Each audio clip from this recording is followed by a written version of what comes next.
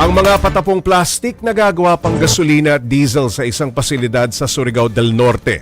Nagagamit na ito sa mga generator at pinag-aaralan kung uubra pati sa mga sasakyan. Para bigyan ng mukha ang balita, Mobile Journal Ivan Tarinque.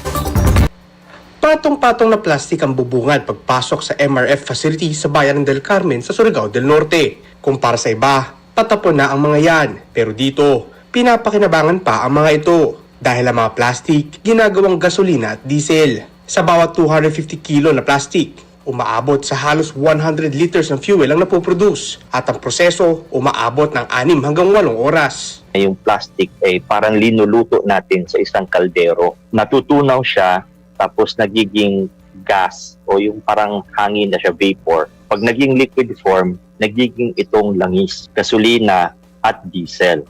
Ang mga napoproduce na diesel at gas mula sa basura kaya nang magpatakbo ng mga diesel at gasoline engines, gaya ng mga generator at grass cutters. Pero pagdating sa sasakyan, sinusubok pa. Kailangan tiyakin, hindi lang aandar, kundi ligtas at pasado sa environmental standards. Actually, hanggang sasakyan, pwede siyang gamitin in theory. Pero syempre, ayaw kong gawin mo na to hanggat hindi ko nasusubukan. Target din gamitin sa mga bangka ang napoproduce na langis para makatulong sa mga mangingisda sa isla. Pero hindi ito magic solution. May kapalit at may gastos. 10 hanggang 15 milyong piso ang ganitong pasilidad. Pero ayon sa grupo, maaaring mas practical ito kumpara sa landfill. So habang nagtatambak ka dyan at nagtatambak, hindi mo sinusolve yung problema kasi posibleng may mangyari pa dyan. Sa ngayon, hindi pa binibenta ang fuel na kanilang napoproduce.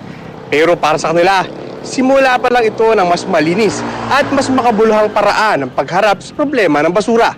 Mga kapatid, Mobile Journal Ivan Tarinque po, hatid ang mukha ng balita.